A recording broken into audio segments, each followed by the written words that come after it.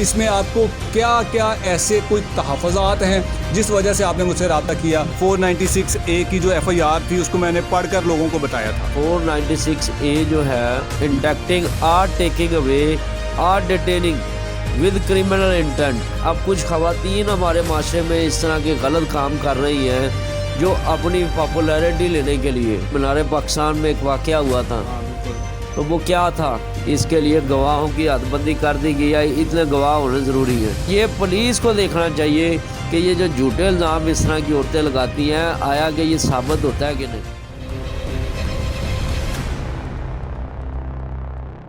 السلام علیکم ناظرین، میں ہوں AD ملک اور میرے ساتھ موجود ہیں ایڈوکیٹ ولید صدیقی صاحب۔ ناظرین، کچھ روز پہلے میں نے 2 FIRیں پڑھ کر اپنی ویڈیو بنائی تھی، اور ان FIRs کے اندر جو FIR کا متن تھا، جو مدعی مقدمہ کی جانب سے لکھوائی گئی تھی FIR، اس کو میں نے بڑی تفصیل کے ساتھ آپ کو بتایا تھا کہ یہ مقدمہ کیوں درج کروایا گیا اور اس میں کیا کیا وجوہات تھی مقدمہ درج کروانے کی۔ تو میری ویڈیو دیکھنے کے بعد، کیونکہ اس میں بڑا سنگین جرم لگایا گیا تھا، جس کو اس میں بڑا ایک سنگین جرم لگایا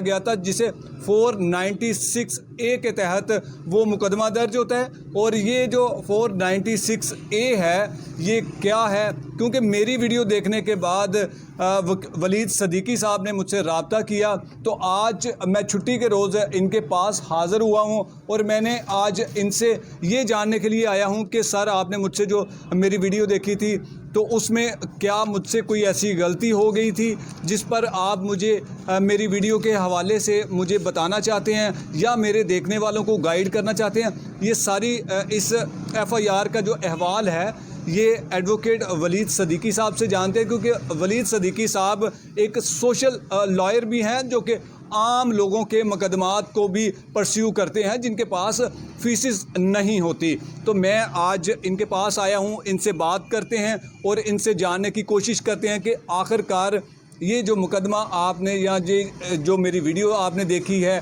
اس میں آپ کو کیا کیا ایسے کوئی تحفظات ہیں جس وجہ سے آپ نے مجھ سے رابطہ کیا، تو ان سے جانتے ہیں۔ ولی صاحب، بہت شکریہ سر، آپ نے مجھے بلایا۔ تو سر، کیا کہیں گے جو آپ نے میری ویڈیو دیکھی، اس میں جو میں نے 496A کی جو FIR تھی اس کو میں نے پڑھ کر لوگوں کو بتایا تھا؟ بہت شکریہ ملک صاحب، آپ یہاں پہ حاضر ہوئے ہیں۔ پہلے تو میں آپ کو بتاتا چلوں کہ یہ 496 ہے کیا۔ ٹھیک ہے۔ 496 جو ہے ملک صاحب، یہ آپ دیکھ سکتے ہیں کہ آپ نے ایک عورت کو ہراساں کرنا ہے کہ اس کو شادی کے لیے، اچھا، شادی کے لیے کہ کوئی غلط کاری کے لیے؟ وہ ایک ہی، دونوں چیزیں سیم ہیں۔ اچھا۔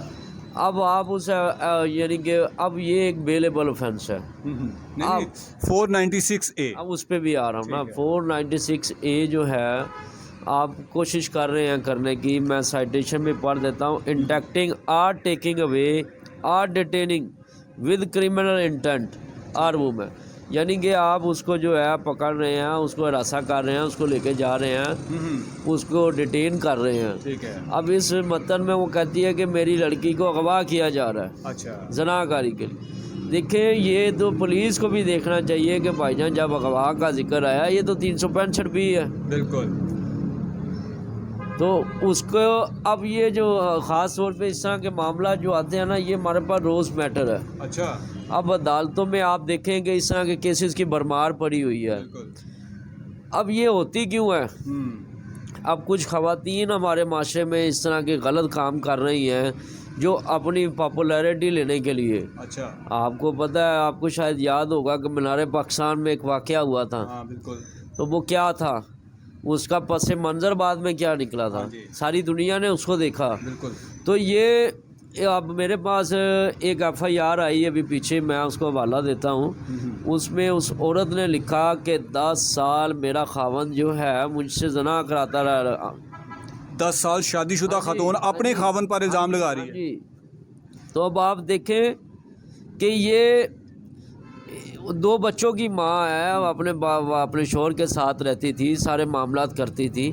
تو اس نے الزام دیکھیں کیا لگایا تو یہ سب آج کل ہمارے معاشرے میں جو ہے نا کچھ خواتین اپنی پاپولیرٹی لینے کے لیے اپنے صرف اپنے خاوند کو جس کو پریشان کرنے کے لیے وہ تھانے چلی جاتی ہیں، وہ جا کے اس طرح کے معاملات من گھڑت کہانیاں بنا۔ سر یہ جو ایف آئی آر میں نے پڑھی تھی، اس ایف آئی آر کا جو متن تھا اس میں یہ لکھا گیا تھا کہ جی میری بیٹی کو فلاں فلاں شخص جو ہے وہ اغوا کر کے غلط کاری اور زنا کاری کی خاطر لے گیا ہے، جس کی بنا پر پھر اس جرم کا جو ارتکاب ہوا۔ تو آپ مجھے یہ بتائیں کہ کیا اس کے بعد جو ملزمان جو انہوں نے جو یہ جو جرم کیا تھا کیا وہ پکڑے گئے ہوں گے، یا پھر کوئی ایسی سیٹلمنٹ ہو جاتی ہے اس لیے یہ ایف آئی آر کروائی جاتی ہے؟ پہلی چیز تو یہ ہے کہ پنجاب پولیس جو ہے وہ پرچہ اس لیے نہیں دیتی۔ اب دیکھو وہ اس میں متن تھا اغوا کیا گیا، زنا کاری کی کوشش کی گئی۔ اب اس کے لیے پہلے تو ہم دیکھتے ہیں حدود لاز، ٹھیک ہے، حدود لاز جو قرآن اور شریعت نے ہمیں دیا کہ اس نے کہا کہ اس کے لیے گواہوں کی حد بندی کر دی گئی ہے، اتنے گواہ ہونے ضروری ہیں۔ اچھا، اب پولیس کو یہ دیکھنا چاہیے کہ آیا کہ گواہ ہیں۔ اب وہ کہتی ہے زنا کاری کا الزام لگا رہی ہے، اب اس کا پولیس کو چاہیے کہ اس کا فیمیل ڈاکٹر سے اس کا میڈیکل ایگزامینیشن کرایا۔ بالکل، اگر تو ایگزامینیشن میں ثابت ہوتا ہے حدود لا کے مطابق جو ہے جس بندے نے زنا کیا اس کو 100 کوڑے مارے جائیں۔ اگر تو یہ خواتین نے جھوٹا الزام لگایا تو اس کو 100 کوڑے مارے جائیں، کیونکہ زنا کا الزام لگانے والا اور زنا کرنے والا حدود لاز کے مطابق دونوں کی سزا ایک ہے۔ ٹھیک ہے، تو وہ یہ پولیس کو دیکھنا چاہیے کہ یہ جو جھوٹے الزام اس طرح کی عورتیں لگاتی ہیں آیا کہ یہ ثابت ہوتا ہے کہ نہیں۔ تو آپ کا مطلب ہے کہ یہ صرف لوگوں کو، یا تو کچھ ایسے لوگ ہوتے ہیں جن کے پاس کوئی پیسہ ویسا بھی ہوتا ہے ان کو بلیک میل کرنے کے لیے کچھ اس طرح کا کام کرتے ہیں؟ یہ تو معاملات سب سے پہلے ہے نا، میں نے آپ کو کہا کچھ عورتیں جو ہیں اپنی پاپولیرٹی لینے کے لیے اتنا بڑی، آپ کو میں نے اگزامپل دی، یادگار کے مناظر پورے پاکستان نے دیکھے تھے، پوری دنیا نے دیکھے تھے، بعد میں اس کا پس منظر کیا نکلا تھا۔ تو یہ چیزیں ہیں ہمیں دیکھنا ہوگا، اپنے معاشرے میں کوئی خواتین کو روکنا ہوگا جو این جی اوز کام کر رہی ہیں، جو کہتی ہے میرا جسم میری مرضی۔ تو یہ چیزیں ہمیں یہ جو معاشرے کو خراب کر رہی ہیں اس چیز کو روکنا ہوگا۔ تو اچھا مجھے ولی صاحب یہ بھی تھوڑی سی تفصیل سے بتا دیں کہ آپ نے کہا جی کہ پولیس کو دیکھنا چاہیے مقدمہ درج کرنے سے پہلے، اس کا جائے وقوعے کا جائزہ لینا چاہیے، گواہوں سے کچھ شواہد حاصل کرنے چاہیے، پھر اس کے بعد مقدمے کا اندراج کرنا چاہیے۔ لیکن پولیس خیر اتنی جلدی میں ہوتی ہے کہ وہ فوری ایف آئی آر دے دیتی ہے، لیکن کیا آپ سمجھتے ہیں کہ یہ مقدمہ پرسیو کیا گیا ہوگا یا پھر سیٹلمنٹ کر کے ختم کر دیا گیا ہوگا؟ سر یہ مقدمہ جو ہے پرسو اگر کیا بھی ہوگا تو وہ زیادہ دیر نہیں چلا ہوگا، اچھا، کیونکہ پولیس ریمانڈ لیتی ہے، اور ریمانڈ نہیں سر، ریمانڈ تو وہ تب لے گی نا جب کوئی ملزم گرفتار ہوگا۔ پہلے تو پولیس سب سے پہلے اس مغویہ کو بازیاب کروائے گی نا، جس کو متن بنایا گیا کہ جی کس کو کس لیے لے گی۔ جو ضابطہ فوجداری ہے نا، یہ کوڈ آف کرمنل پروسیجر، یہ بک میرے پاس ہے، اس کے مطابق یہ ہے کہ پولیس سیکشن 154 کے تحت ایف آئی آر درج کرتی ہے، ایس ایچ او مجاز ہے۔ اب اس کے بعد سیکشن 160 کے مطابق پولیس کو مجاز ہے، اس کو اتھارٹی ہے کہ وہ ملزمان کی تلاش کرے، ان کو نوٹس بھیجے جس کے خلاف وہ اپلیکیشن یا ایف آئی آر درج کی گئی ہے۔ اب جب وہ پولیس ان کو پکڑ لیتی ہے 161 کے تحت، پولیس جو ہے اس کی اسٹیٹمنٹ ریکارڈ کرے گی، ٹھیک ہے، مغویہ کی کرے گی، ملزمان کی کرے گی۔ اب کیونکہ پہلا چیز ہی یہ ہے، اب مغویہ ابھی برآمد نہیں ہوئی، ٹھیک ہے، ملزم پکڑا گیا۔ ٹھیک ہے، اب پولیس جو ہے 161 کے تحت اس کا اسٹیٹمنٹ لے گی۔ اب پولیس نے علاقہ مجسٹریٹ کے سامنے جب وہ آفینڈر ملزم پکڑا گیا، 24 گھنٹے کے اندر اندر پولیس نے جو ہے علاقہ مجسٹریٹ کے سامنے پیش کرنا ہوتا ہے۔ اب پولیس جو ہے وہاں پہ 162 کے مطابق ریمانڈ لیتی ہے ملزم کا۔ اب وہ ریمانڈ کا مقصد کیا ہوتا ہے؟ اس کا مقصد صرف یہ ہوتا ہے یا جس طرح یہ مغویہ برآمد کرنی ہے، یا کوئی مال مسروقہ برآمد کرنا ہے، یا کسی کی کوئی چیز برآمد کرنی ہے، گولڈ زیور وغیرہ۔ اب پولیس کو ریمانڈ لیتی ہے، اس کا فزیکل ریمانڈ۔ اب اس میں اس سے وہ پوچھ گچھ کرتی ہے اس کو آپ نے اکثر دیکھا ہوگا کہ مارنے پیٹنے کی ویڈیوز آتی تھی.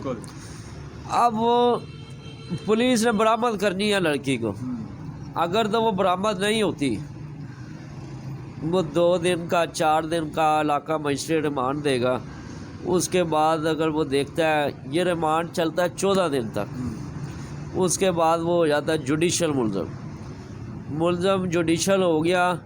اگر تو اس سے لڑکی برآمد ہو گئی تو اس کی بیل نہیں ہوگی. اگر تو برآمد نہیں ہوئی اس کی بیل اسی ٹائم علاقہ مجسٹریٹ بھی دے دے گا. تو سر اگر لڑکی برآمد ہو جاتی ہے تو پھر اس کے بعد لڑکی سے کیا پوچھ گچھ کی جاتی ہے؟ لڑکی سے جو پوچھ گچھ، اگر اس نے الزام لگایا تھا زنا کاری کے لیے، اب اس کے لیے اس کا میڈیکل ایگزامینیشن میں نے آپ کو پہلے کہا کہ سب سے پہلے وہ اس کا کرایا جائے. ٹھیک ہے. اس کا یہ سیمنز بھی ٹیسٹ کرایا جائے، اس کو ہر چیز اس کی چیک کرائی جائے، اس نے کتنی بار سیکس کیا ہے یا کتنی بار زنا کاری کی ہے. تو یہ ساری میڈیکل رپورٹ میں آئے گی اس کی. اگر وہی مغویہ عدالت کے روبرو کھڑی ہو کر کہہ دیتی ہے کہ جی مجھے کسی نے اغوا ہی نہیں کیا، تو پھر اس کے بعد کیا کیا جاتا ہے؟ ظاہری بات ہے جب وہ کہہ دیتی ہے اسٹیٹمنٹ اس کے مطابق، تو وہ ملزم تو باہر آ جائے گا فوری. اچھا.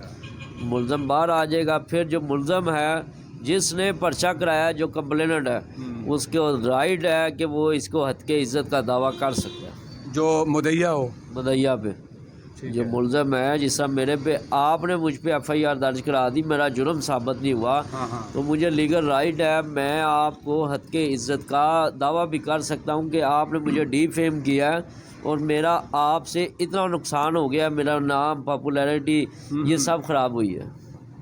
جی بالکل. ناظرین، آپ نے ایڈوکیٹ ولید صدیقی صاحب کی ساری گفتگو سنی کہ انہوں نے تفصیل کے ساتھ آپ کو اس جرم کے بارے میں بتایا کہ آج کے معاشرے میں اس طرح کے جو مقدمات کو درج کروایا جاتا ہے جو خواتین کی طرف سے ہوتے ہیں. انہوں نے ولید صدیقی صاحب نے یہ بھی آپ کو بتایا کہ میرے پاس ایک کیس آتا ہے کہ خاتون جو کہتی ہے کہ میرے شوہر کے ساتھ جس پر وہ مقدمہ درج کرواتی ہے وہ اس کا حقیقی شوہر ہوتا ہے، اور جو جس کے ساتھ 10 سال سے وہ رہ رہی ہوتی ہے اس پر وہ 10 سال سے زنا کاری کا الزام لگا کر مقدمہ درج کروا دیتی ہے.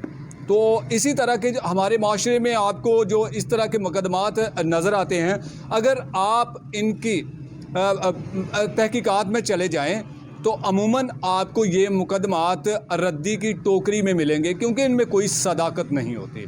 کیونکہ اس طرح کے جو مقدمات من گھڑت جو مقدمات ہوتے ہیں وہ اس لیے کروائے جاتے ہیں تاکہ لوگوں کو بلیک میل کیا جائے، تاکہ لوگوں کی جو شان و شوکت ہوتی ہے نا اس کو ختم کیا جائے.